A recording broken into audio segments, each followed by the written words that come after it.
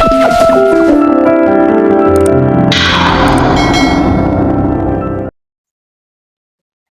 morning, everybody. We'll continue with the chapter emergency. Under emergency, we had discussed the introduction part, that is what is the meaning, part, source, article that it is mentioned in. Then we discussed the types. Then we discussed the consequences. For consequences, we only discussed a bit of national emergency. Okay. So, can you tell me in which part of the constitution, Swajal, is emergency mentioned? Part 18. Okay. Articles, Shweta? Okay. So, what is Article 352, Priyanshi? Next.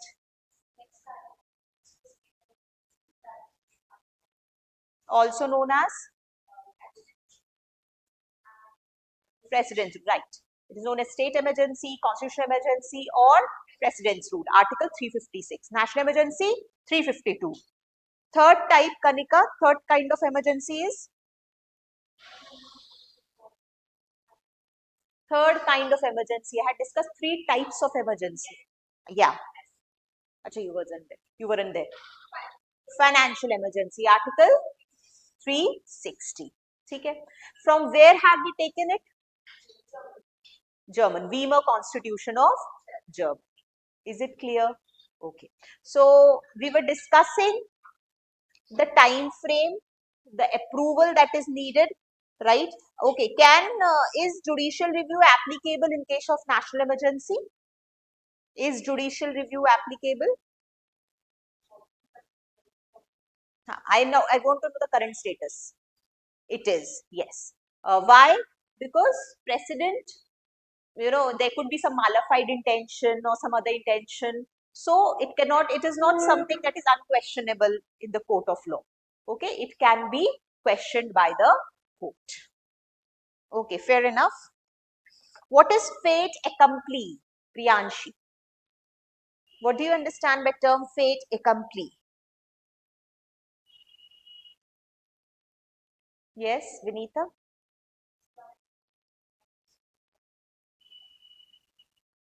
Shweta, मैंने लिखवाया था fait accompli. That the Prime Minister or any law gets implemented first and the cabinet is informed later. That is fait accompli. लिखवाया था मैंने? लिखवाया है मैंने ये. Okay, later on, by 44th Amendment Act, this was abolished, fait accompli. You need to inform, जो भी national emergency जब apply होती है, cabinet needs to write it. Cabinet approval is a must. Okay, and then it goes to the president. Earlier, it was only the prime minister. Now, cabinet approval is also needed. Okay. So, we were done with parliamentary approval. That how much time is needed for approval of national emergency? 1 month. Okay. Fair enough. And originally it was 2 months. Ab kitna hai total time? 1 month. That is within 1 month.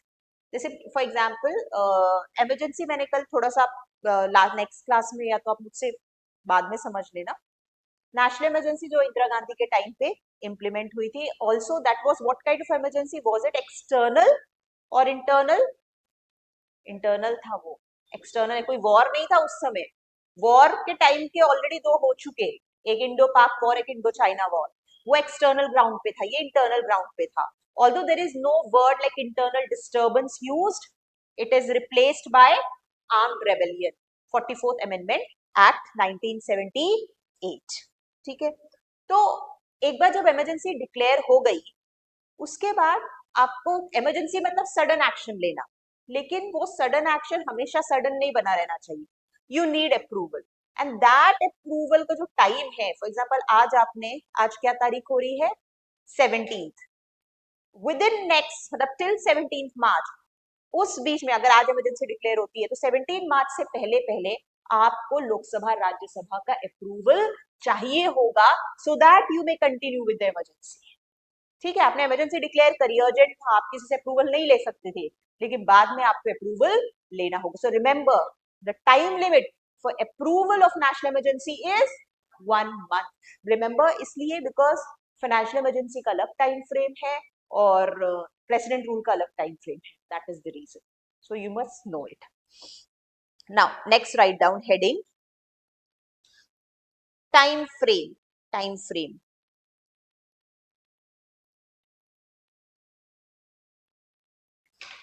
अब ये तो approval की बात हो गई. ये emergency कब तक कंटिन्यू होगी? This is also very important. Okay, write it down. If approved by the two houses of parliament. अच्छा, what kind of majority is needed to approve the emergency? जैसे लोकसभा राज्यसभा अप्रूव कर रहा है, लेकिन किस काइंड ऑफ मेजॉरिटी से वो approve कर सकते हैं? Special, right. सिंपल तो हो ही नहीं सकता इमरजेंसी, और स्पेशल और स्टेट तो फिर वो भी डिफिकल्ट है. सो स्पेशल चाहिए. ठीक है. Now write down time frame. वहां लिख लेना ब्रैकेट में. Okay, the approval, the kind of majority that is needed for approval of national emergency is special majority. Underline कर लेना. आता है ये sentence, that national emergency is approved by simple majority. Incorrect. It is approved by special majority. Correct. थोड़ा logic भी लगाओगे तो भी सही हो जाएगा. Okay, write down. If approved by both the houses of parliament, the emergency continues for 6 months. The emergency continues for 6 months. Getting this part? क्या ma'am ये कितने महीने चलेगा या हमेशा चलता रहेगा? इस बात को समझना जरूरी है. Comma, and can be extended. Very important. And can be extended to an indefinite period. To an indefinite period with an approval of the parliament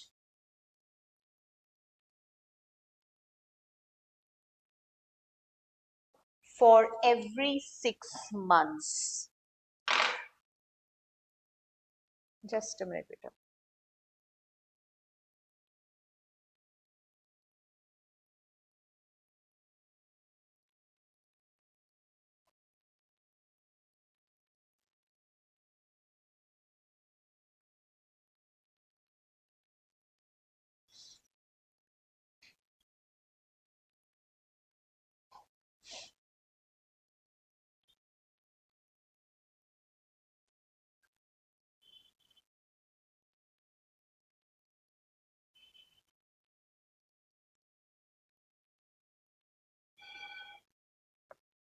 ठीक है, तो ये बात तो क्लियर हो गई आप लोग को.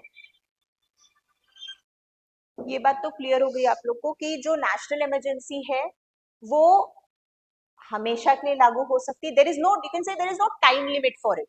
ओनली कंडीशन कि हर 6 महीने में आपको उसका अप्रूवल लेना पड़ेगा. इसका मतलब है कि कोई रेस्ट्रिक्शन तो है. ऑफ कोर्स अप्रूवल लेना पड़ेगा, इसका मतलब है कि वो डिसअप्रूव भी हो सकती है, और अगर डिसअप्रूव हो गई तो वो आपको डिसकंटिन्यू करनी पड़ेगी. बट एज सच ऐसा कोई time period, because you will see in other kind of emergency there is a maximum time limit also. उसके बियॉन्ड आप उस इमरजेंसी को एक्सटेंड नहीं कर सकते. But when you talk about national emergency, the time limit is indefinite. Indefinite. ध्यान रखो. Indefinite with approval in every 6 months. Write it down. ये लिख लिया. Extended to indefinite with an approval of parliament by every 6 months. और ये जो approval है किस kind of majority से होगा? Special. ब्रैकेट में लिख लो approval by special majority every time. Bracket में approval by special majority every time. मतलब हर 6 महीने में जब भी एक्सटेंड होगा आपको स्पेशल मेजोरिटी से ही अप्रूवल लेना होगा. ये नहीं कि एक बार 6 महीने हो गया तो अगले 6 महीने का सिंपल मेजोरिटी से ले लो. No, every time it should be special majority. और ये जो प्रोविजन था, ठीक है, सिंपल से स्पेशल बनाने का या स्पेशल मेजोरिटी का, that was added by 44th constitutional amendment act 1978. इसको लिख लो.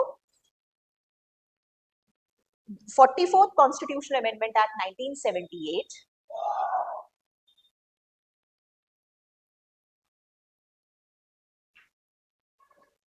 made this change of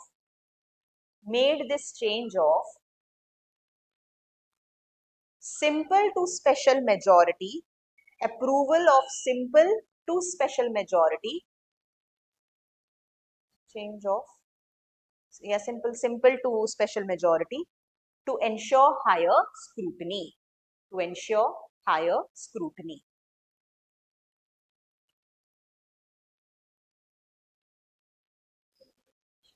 Majority to ensure higher scrutiny. Special majority क्या होती है, कौन मुझे बताएगा? Shweta, what is special majority?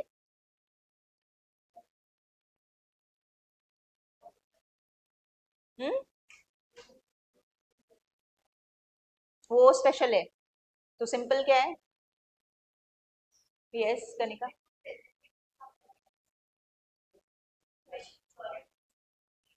सब सिंपल बता रहे हो मेरे को। यस वजल, स्पेशल क्या होती है?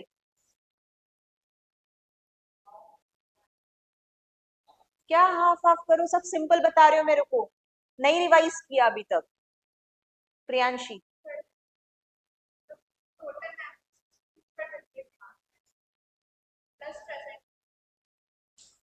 सब कंफ्यूज्ड। विनीता बताओ। सॉरी, बोथ द हाउसेस की तो बाद में बात आई, वो पहले आप स्पेशल मेजोरिटी लोकसभा में लोगे फिर राज्यसभा में लोगे। स्टेट्स तो थर्ड वेराइटी है बेटा। क्या है?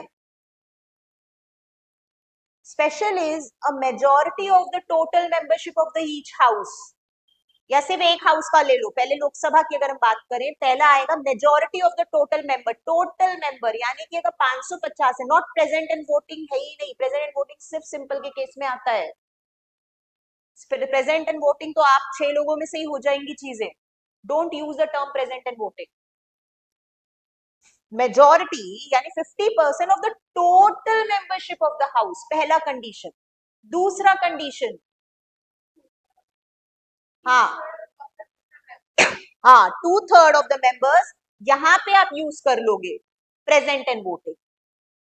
ठीक है, majority of the total member, लेकिन 2/3 ऑफ प्रेजेंट एंड वोटिंग। अगर आप बोलोगे majority of the present and voting, तो वो सिंपल में कन्वर्ट हो जाएगा।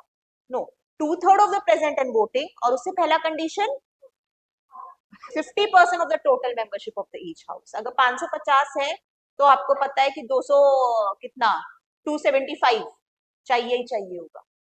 पहला वो सेटिस्फाई हो कंडीशन, उसके बाद ये भी देखा जाएगा कि 2/3 of the present and voting है कि नहीं है। Getting that is special, please by heart it. Special, simple and special plus state. Special plus state easy है, क्योंकि स्पेशल याद हो जाएगा तो अपने आप स्पेशल दोनों में याद है। स्वजल, रिवाइज नहीं कर रहे हो? नेक्स्ट, इसको अब लिखवाने की जरूरत नहीं है special, I have already made you right it. Write down a note, write down a note, very important. ये भी हो सकता है मैम, अच्छा ठीक है, इमरजेंसी डिक्लेयर हो रही है, आपने बताया कि लोकसभा राज्यसभा दोनों को अप्रूव करना है। लोकसभा डिसॉल्व हो गई है, फिर क्या होगा? लोकसभा सेशन में ही नहीं है। In that case what will happen? Question आ रहा है ना दिमाग में।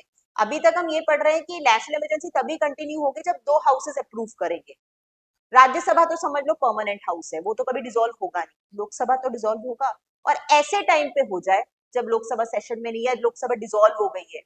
इन दैट केस आप पहले राज्यसभा से अप्रूवल ले लो, और जब नया लोकसभा बैठेगी within 30 days of its sitting, आपको लोकसभा से अप्रूवल लेना होगा। This is how it will continue. Are you getting this point? Right down note, if Lok Sabha is dissolved, if the Lok Sabha is dissolved,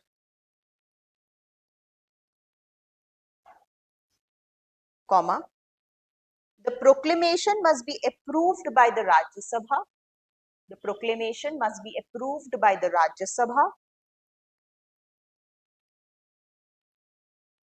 within 1 month.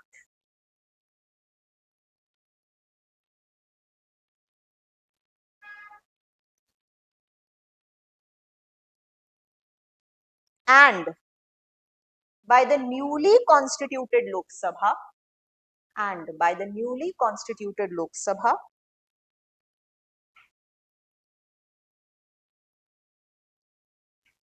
within 30 days of its first sitting. आज अगर वो बैठती है तो अगले 30 दिन तक उसके पास टाइम है कि वो इमरजेंसी को अप्रूव कर दे. Newly constituted Lok Sabha within 30 days of its first sitting. Is this okay? Emergency का अप्रूवल समझ में आ रहा है कि नेशनल इमरजेंसी कैसे होगी? तो 3-4 पॉइंट से ध्यान रखने. पहली बात, हु डिक्लेयर्स इट, किसके रिकमेंडेशन पर होता है. What is the time limit for approval of national emergency? What is the time limit? Approval का 1 month. For how long can national emergency continue? Indefinite. Approval for every 6 months. ठीक है. और कौन सा एक कीवर्ड आप याद रख सकते हो? What kind of majority is needed for national emergency? Special majority. That's all. इसी में आपका काम हो जाएगा और आप क्वेश्चन बना लोगे. ठीक है. अब हम बात करते हैं रिवोकेशन की. तो मैम ये तो चलो आपने लागू करवा दिया, अब इसको बंद कैसे करें? Write down revocation of national emergency.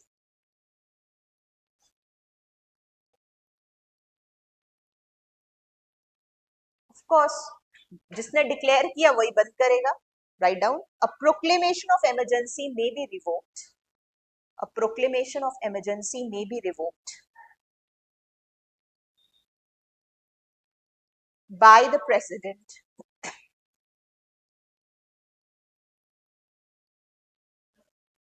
revoked, revoked, revoked by the president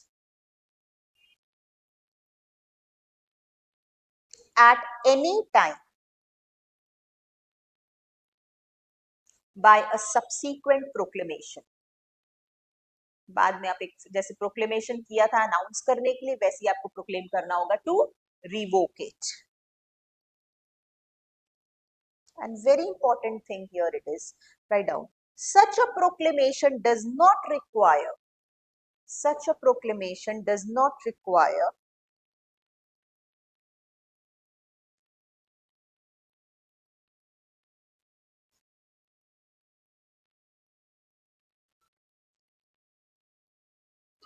any parliamentary approval.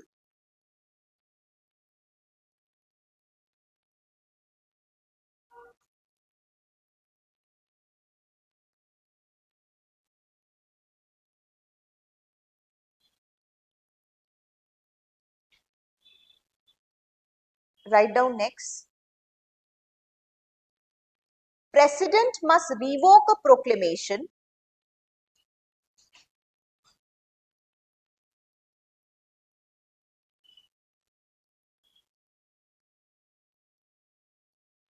if Lok Sabha passes a resolution. This is also important. ठीक है मैम, अभी तक तो चलो आपने बताया कि ओके प्रेसिडेंट जो है रिवोक कर देगा, पार्लियामेंट्री अप्रूवल एज सच नहीं चाहिए. बट अगर लोकसभा डिसअप्रूव करे, ठीक है, if president must revoke a proclamation if Lok Sabha passes a resolution disapproving its continuation, disapproving its continuation. 6 महीने तक तो चला, फिर लगा कि नहीं अब ये Lok Sabha want to disapprove it. So will the national emergency get revoked? Yes. अगर लोकसभा बोले कि नहीं कंटिन्यू नहीं हो सकता तो आपको रोकना पड़ेगा. ब्रैकेट में लिख लो, prior to this, prior to this, bracket में लिखना होगा, prior to this a proclamation could be revoked by the president on his own.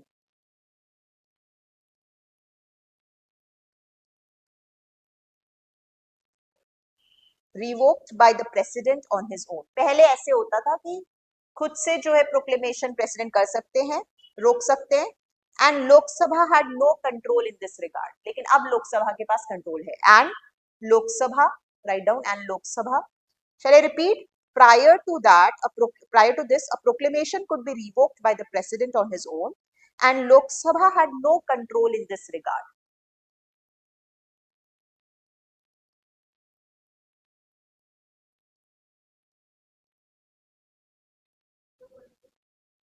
In this regard.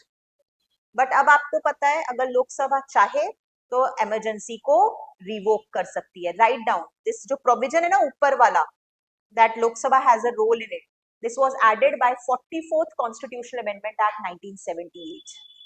बेटा अभी जस्ट एक लाइन पहले आपने लिखा है यहाँ पे, लोकसभा का रोल जो लिखा है ना जहां पे that president must revoke a proclamation of Lok Sabha passes a resolution disapproving its continuation, ये वाला जो है this was added by 44th constitutional amendment act 1978.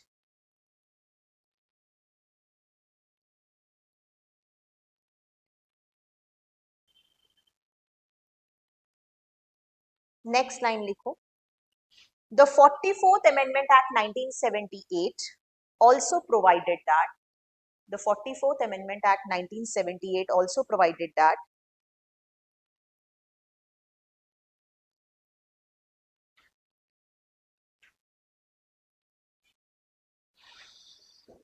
where one-tenth of the total members of the Lok Sabha, where one-tenth of the total members of the Lok Sabha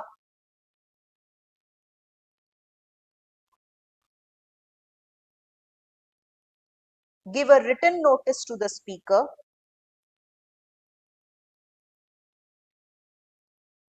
give a written notice to the Speaker, important है, bracket में लिख लो, ये जो written notice है चलो speaker को दे सकते हैं, बट अगर सेशन में नहीं है हाउस तो क्या होगा, ब्रैकेट में लिख लो, it can also be given to president if the house is not in session.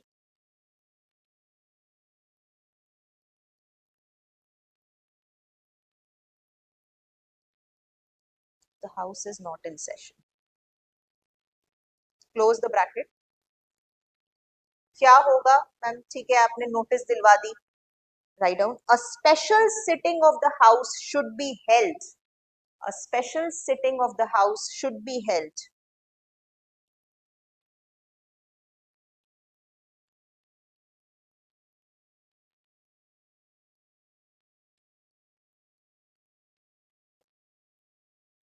for the purpose of considering the resolution, for the purpose of considering the resolution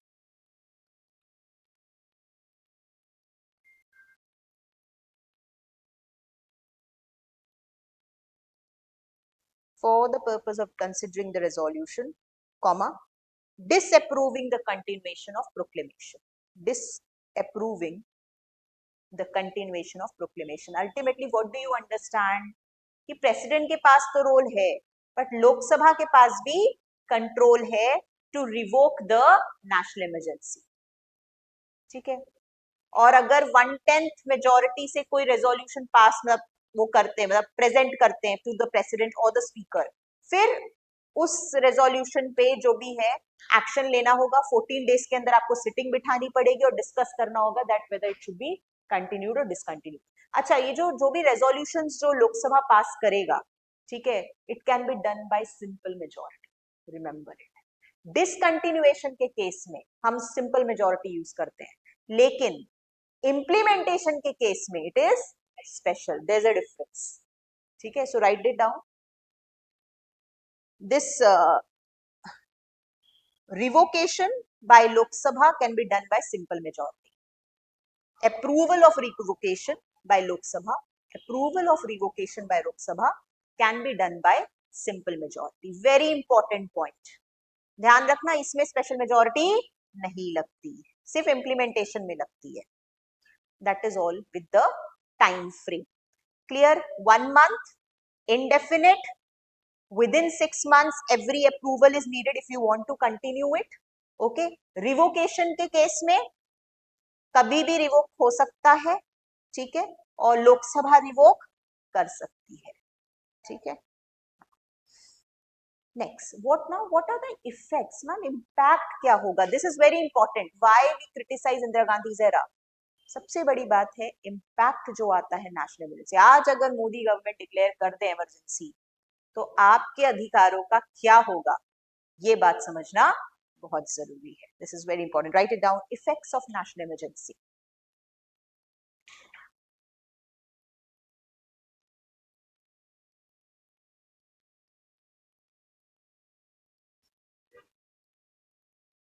तो हम इसको ब्रांच वाइज समझेंगे कि क्या फर्क आता है एग्जीक्यूटिव पावर पे या क्या फर्क आता है लेजिस्लेटिव पावर पे.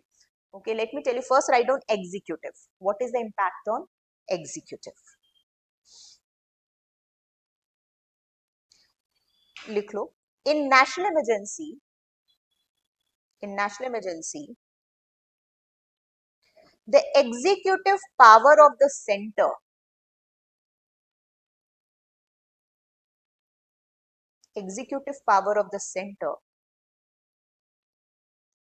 extends to directing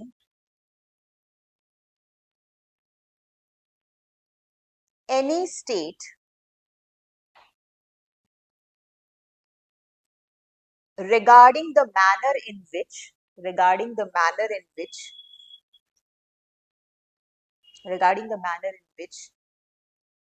its executive power is to be exercised. its executive power is to be exercised.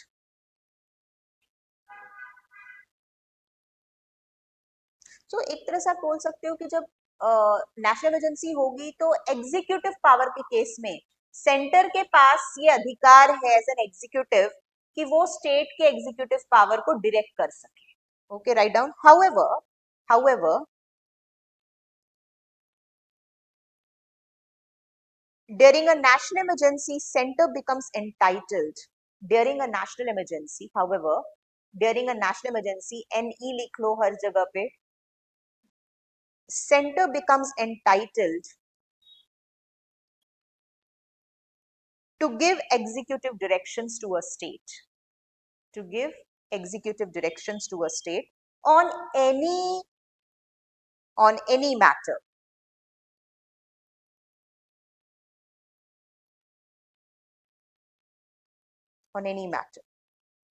Full stop. In short,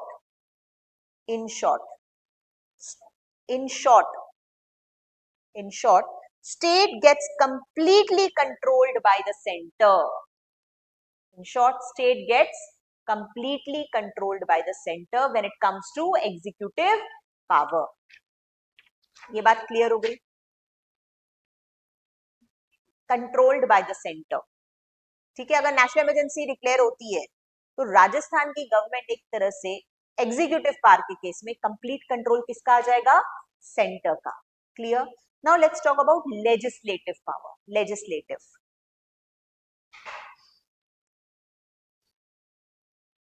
simple है, लिखो. The legislative power of the state legislature isn't suspended.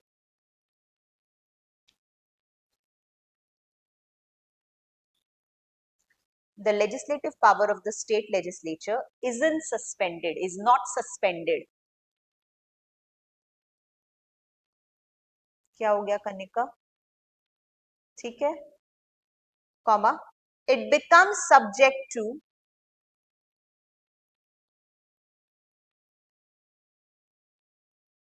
overriding power of the parliament.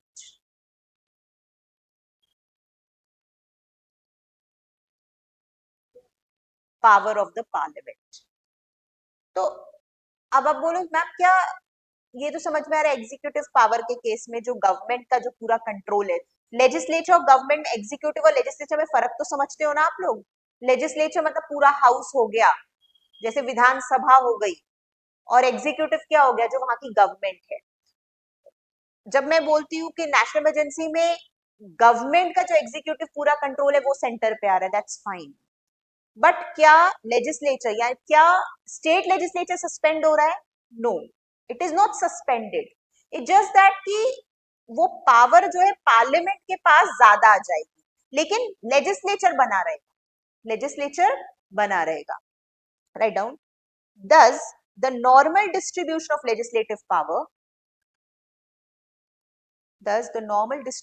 legislative power between the center and state is suspended.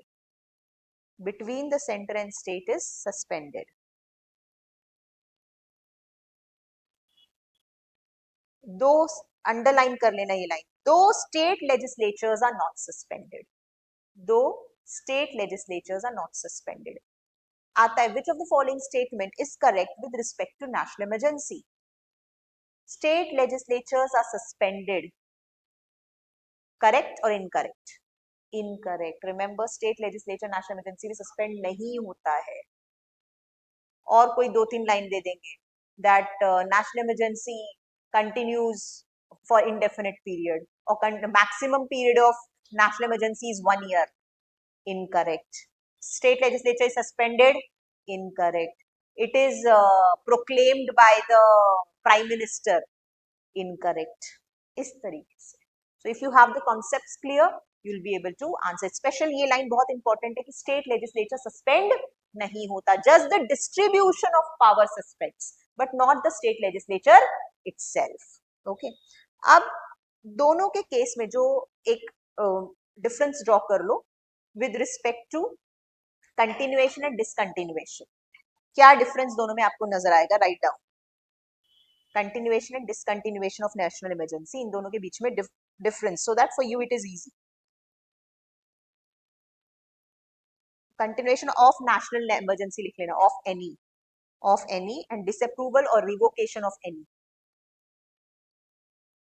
National emergency. ठीक है. Now tell me, when it comes to continuation, does both Lok Sabha and Rajya Sabha have a role in it, or only Lok Sabha or only Rajya Sabha? Continuation में. So अजल, जब continue की बात आती है तो क्या दोनों लोकसभा राज्यसभा का रोल होता है, या सिर्फ राज्यसभा का होता है, या सिर्फ लोकसभा का होता है? दोनों का होता है. Both Lok Sabha and Rajya Sabha prove it, write it. Both houses of parliament have role in it. Both houses of parliament have role in it. And disapproval में only Lok Sabha. Yes, exactly. ये फर्क मैं बताना चाह रही थी. उसमें सिर्फ पता है आपको सिर्फ लोकसभा का रोल आता है. लोकसभा अगर पास कर दे डिसकंटिन्यू होगा तो डिसकंटिन्यू होगा. राज्यसभा का कोई रोल नहीं है रिवोकेशन. दूसरा, what kind of majority is needed for continuation? Write down. Special majority for continuation of national emergency. And what kind is required for disapproval? Simple. ठीक है. क्लियर है ये पॉइंट? That's it. अब हम बात करते हैं, हमने बात कर ली लेजिस्लेचर पे क्या फर्क आ रहा है, एग्जीक्यूटिव पावर पे. Now financial power. What happens to financial power during national emergency? Write down. When emergency is in operation,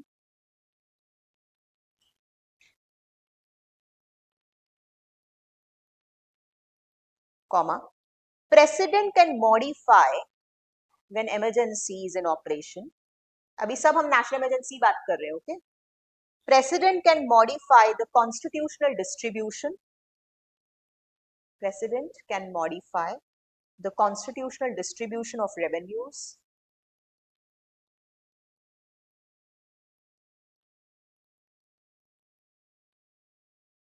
between the center and the states. Constitutional distribution of revenues between the center and the states. जैसे legislature में modification हुआ था legislative power में, वैसे यहाँ पे भी modification हो सकता है. This means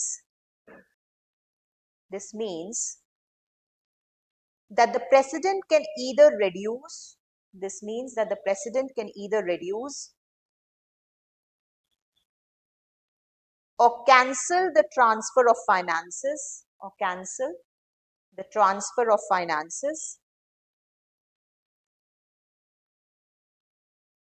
from the center to the states. यानी कि एक तरह से पूरा कंट्रोल सेंटर कर सकती है जब फाइनेंस के मैटर में. ठीक है. When there is national emergency. National emergency is all about that only. You know कि फेडरल स्ट्रक्चर क्या बन जाता है इमरजेंसी में? यूनिटरी. तो यहाँ पे वही हो रहा है. So centre can completely cancel नहीं, हम फंड्स नहीं ट्रांसफर करेंगे स्टेट को, भाई नेशनल इमरजेंसी लागू है. ठीक है. Next write down. ये अच्छा, ये कब तक कंटिन्यू होगा? ये जो वेरिएशन है, जो मॉडिफिकेशन है कि सेंटर अब फंड नहीं ट्रांसफर करेगी या जो भी फाइनेंशियल पावर है वो सेंटर के हाथों में होगी. This will continue for 1 complete financial year. Okay, write it down. Such modification continues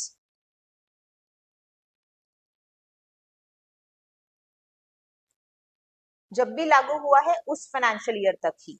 such modification continues till the end of the financial year, in which emergency ceases to operate.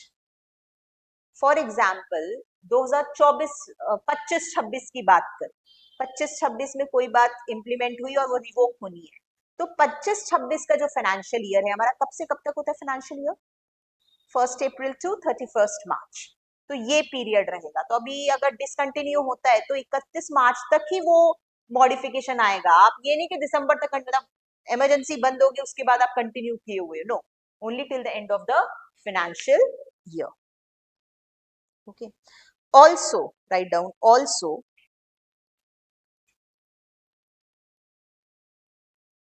every order of the president, also every order of the president which seeks to make such modifications, which seeks to make such modifications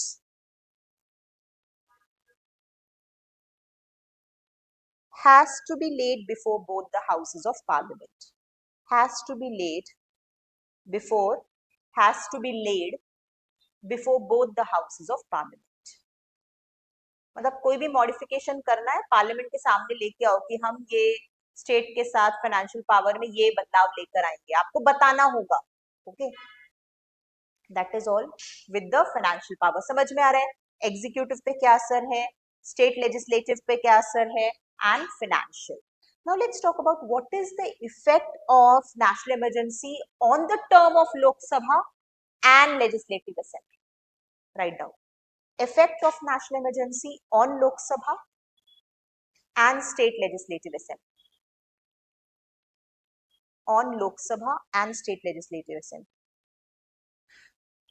मैं Modi government है, अचानक से national emergency declare हो जाती है, 5 साल का tenure खत्म होने वाला है, उस साइन पे डिक्लेयर हो गई।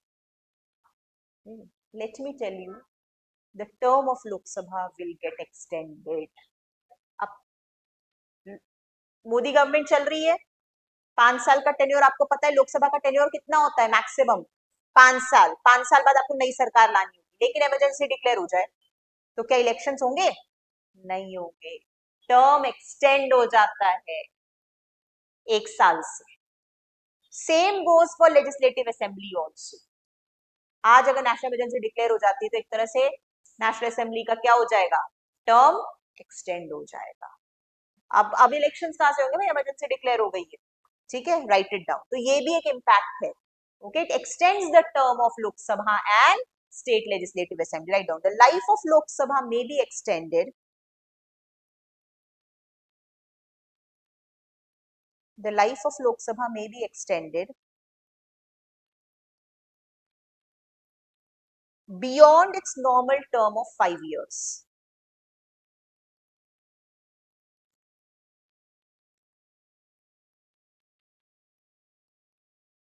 Beyond its normal term of 5 years, मतलब जब तक इमरजेंसी ऑपरेशन में रहेगी तब तक टर्म एक्सटेंडेड रहेगा। अगर 5 साल पूरे हो गए, देखो 5 साल के विद इन होता है तब तो टेंशन नहीं, बिकॉज हर 6 महीने में वैसे भी अप्रूवल चाहिए होता है। लेकिन अगर 5 साल हो गए तब क्या सरकार बदल जाएगी? एकदम से नहीं है, नेशनल इमरजेंसी केस में एकदम से नहीं बदलेगी। जब तक डिसकंटिन्यू नहीं होता तब तक इलेक्शंस नहीं होंगे, और जब तक नई इलेक्शंस नहीं होते तब तक नई सरकार नहीं बनेगी, और जब तक नई सरकार नहीं बनेगी पुरानी सरकार चलती रहेगी, और वो कोई भी लिमिट हो सकती है।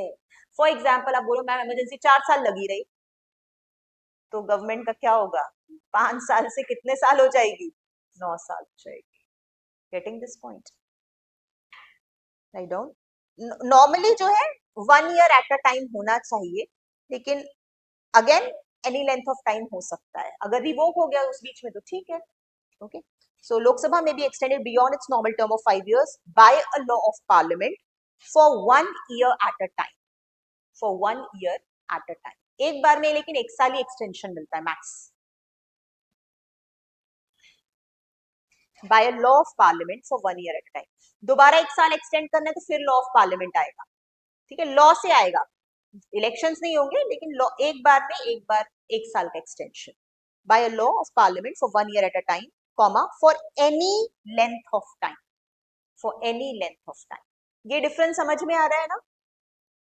मतलब हर 1 साल में आपको अप्रूवल लॉ लेना पड़ेगा कि अब फिर से मोदी गवर्नमेंट का 1 साल बढ़ाओ, फिर से 1 साल जब कंप्लीट हो जाए फिर 1 साल बढ़ाओ।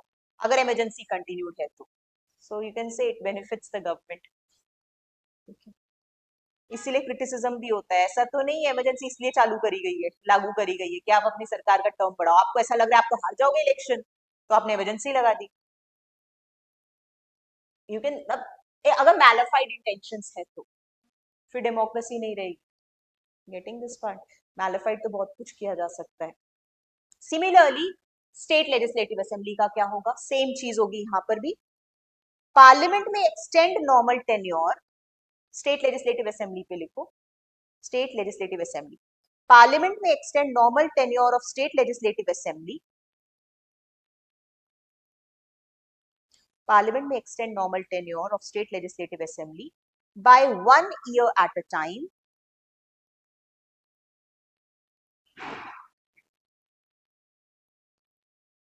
by 1 year at a time। अच्छा एक बात और लिखना, जब वो मैंने लोकसभा में लिखवाया था, ओके, अब अगर ऐसे अचानक ये हो जाता है कि इमरजेंसी बंद हो जाए, फॉर एग्जाम्पल 6 साल हो गए मोदी गवर्नमेंट को और 6th ईयर में इमरजेंसी सीज हो गई, रिवोक हो गई, तो मैम एकदम से क्या गवर्नमेंट चेंज हो जाएगी? एकदम से तो नहीं होती है। तो वो जो टाइम पीरियड दिया हुआ है एक्स्ट्रा, वो 6 मंथ्स का दे रखा है। मतलब उस 6 महीने में फिर आप इलेक्शंस कराओ, इतना तो टाइम दोगे ना, एकदम से नई सरकार थोड़ी ना आ जाएगी, तो 6 के बियॉन्ड भी तो टर्म जाएगा। तो वो कितना टाइम पीरियड दे रखा है? Maximum 6 months. तो वो पॉइंट लिख लेना एक बार। This extension after length of time, जब लिखा है ना लोकसभा में, उसके बाद last line, this extension can not continue, this extension can not continue beyond a period of 6 months, beyond a period of 6 months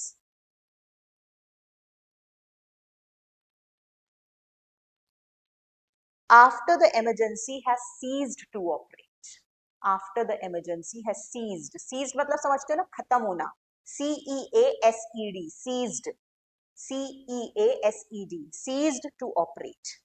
और यही लाइन आपको स्टेट लेजिस्लेटिव असेंबली के केस में भी लिखनी है, the extension can not continue beyond the period of 6 months after the emergency has ceased to operate. यही same sentence लोग SLA में भी लिख लो, स्टेट लेजिस्लेटिव असेंबली में भी लिख लो, that the extension can not continue, state legislative assembly में बेटा, the extension can not continue beyond the period of 6 months after the emergency has ceased to operate। Clear हो रहा है नेशनल इमरजेंसी का impact on Lok Sabha term and legislative assemblies term?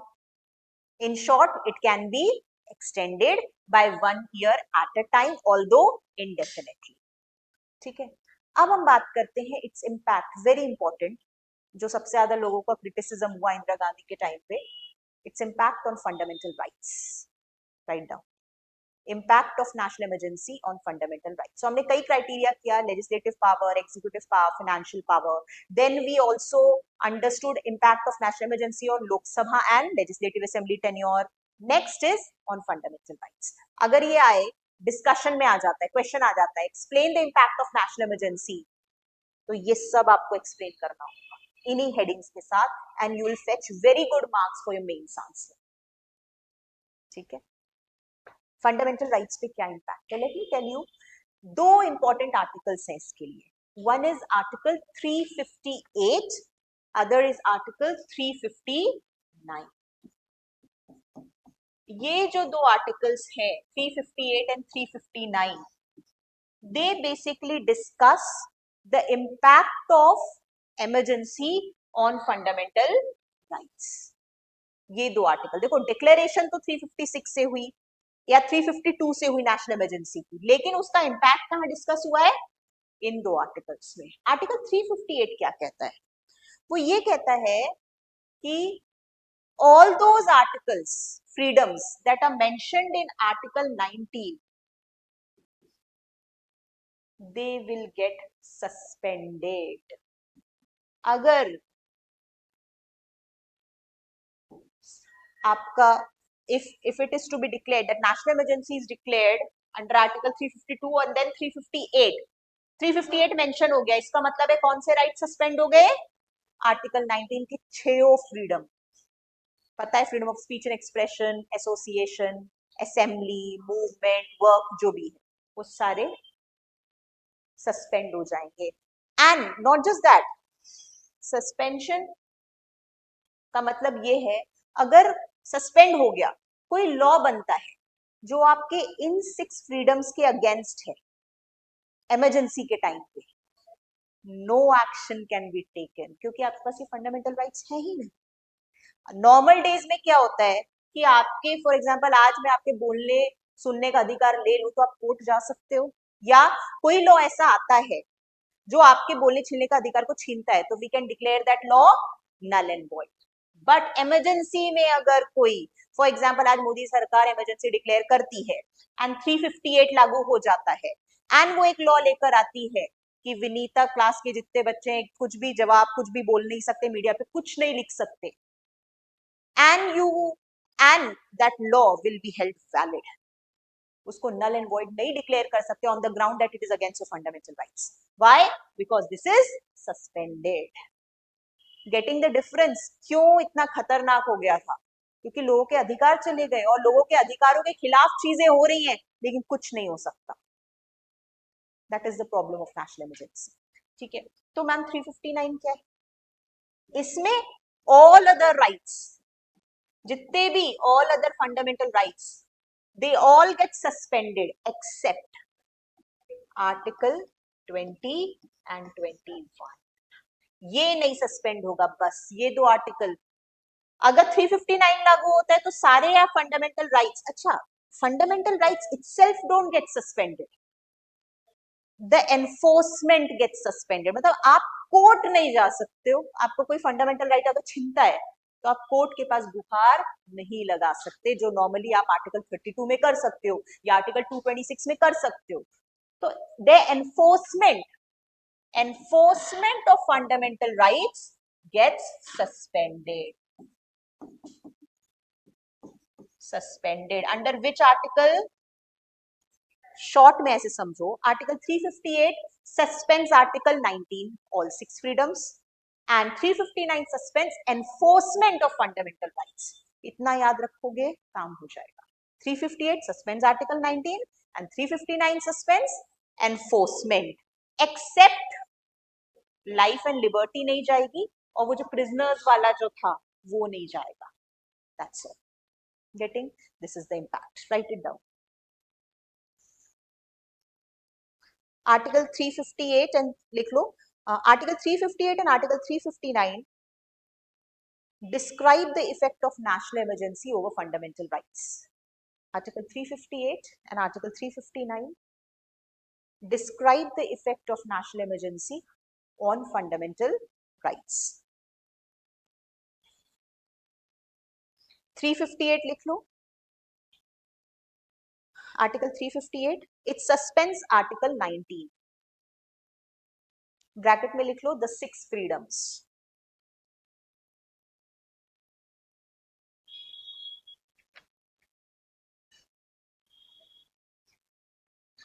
इसका explanation लिख लो। इसको लिखवाने की जरूरत है क्या? That automatically the rights get suspended, लिखना है ये। The moment article 358 comes into force, national emergency is proclaimed under article 358, 6 fundamental rights under article 19 are automatically suspended. ठीक है, then write down, इसमें लिखो, while the emergency is in operation, while the emergency is in operation, state is freed from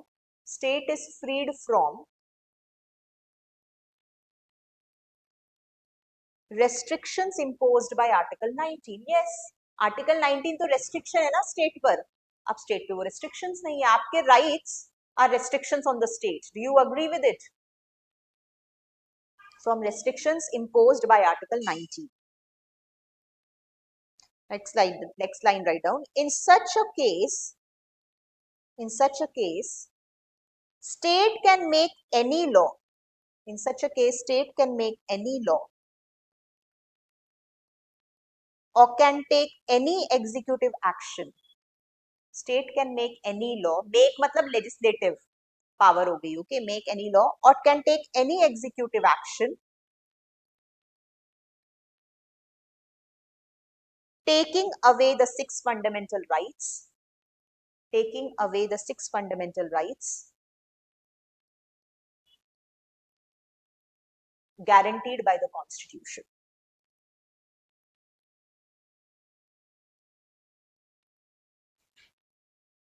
Next line,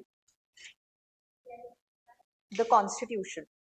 जो भी article 19 में guarantee किया गया है वो सारे ही state can take action against those rights. Okay, कोई लॉ बनाती है तो it will not be held null and void. Write down any such law executive action, any such law or executive action, any such law executive action cannot be challenged on the ground, cannot be challenged on the ground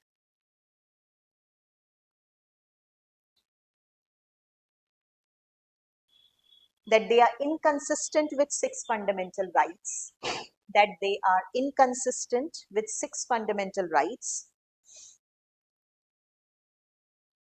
that they are inconsistent with six fundamental rights guaranteed by Article 19.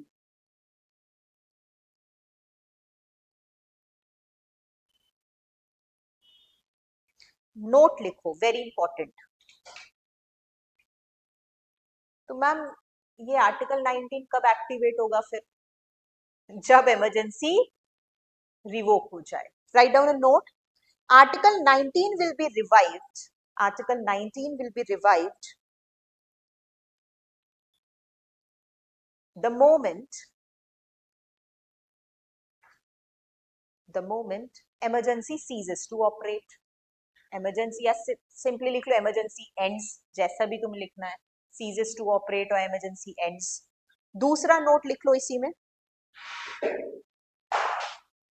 अब ma'am अच्छा कोई अब इस समय कोई law already है, ठीक है, आप समझो इमरजेंसी खत्म हो गई और कोई लॉ ऐसा बना हुआ है जो अब भी फंडामेंटल राइट्स के अगेंस्ट है, तो उसका क्या होगा? अब वो नल एंड वॉइड डिक्लेयर हो सकता है. Right down any law inconsistent with getting Priyanshi. Emergency के बाद अब नॉर्मल चीजें हो जाएंगी ना, रिवोक हो गया तो अभी तक तो आप चैलेंज भी नहीं कर पा रहे थे लॉ को बिकॉज आर्टिकल 19 सस्पेंडेड था. अब आप चैलेंज कर सकते हो. Any law inconsistent with article 19 will cease to have any effect, will cease to have any an effect. ये मैम इतना भी समझ में आ गया. अनदर वेरी इंपॉर्टेंट मैम, अच्छा इमरजेंसी खत्म हो गया, अब हमारे साथ जो दुर्व्यवहार हुआ उस टाइम पर, ठीक है, या हम हमारे से जो भी लॉज लिए गए या हमारे जो राइट्स लिए गए, क्या अब हम उस पे एक्शन ले सकते हैं क्या? no. ये नहीं आप बाद में अच्छा ठीक है अभी सब दिखाते हैं हमारे साथ क्या किया इन लोगों ने. You cannot take action on things which were done by law during emergency. आप उस पर कुछ एक्शन नहीं ले पाओगे. जो हो गया बीत गया, विसर जाओ, भूल जाओ. ठीक है, अब नॉर्मल आ गया, अब नॉर्मल जिंदगी जियो, लेकिन उस पर एक्शन नहीं ले सकते हो भले ही कितना भी गलत हुआ हो आपके साथ. ओके, क्या चीज? बहुत सारी चीजें होती है. बहुत वही तो मैं बोले ना, right to move to court नहीं हो पाता भाई, एनफोर्समेंट नहीं हो पाता है आर्टिकल 359 में. ठीक है, तो इसीलिए इमरजेंसी को इतना क्रिटिसिज्म हुआ क्योंकि आपके मौलिक अधिकार ही चले जाते हैं भाई, और आपके साथ उस बीच में क्या नहीं हो सकता है. आप समझो आपसे बोलने बोलने का अधिकार ले लिया जाए, आप जो लिखते हो सोशल मीडिया पे क्रिटिसाइज कर रहे हो गवर्नमेंट को, सब सस्पेंड हो जाता है, आदमी कुछ बोल ही नहीं सकता है. सो इमेजिन करने लगता है क्या है, हम वैसे भी कौन सा लिखते हैं, लेकिन जब असली जिंदगी में वो चीज आएगी ना तो बुरा लगेगा. तो फिर मीडिया भी कुछ नहीं कर पाएगी. मीडिया के लिए भी तो सब कुछ बॉटलनेक हो गया. फ्रीडम ऑफ एक्सप्रेशन सिर्फ आपका थोड़ी ना, मीडिया का भी तो है. Through newspapers, through social media या और digital world, so many things are there. Okay, note, write down, there is no remedy for anything done, there is no remedy for anything done during the emergency, there is no remedy for anything done during the emergency even after emergency expires.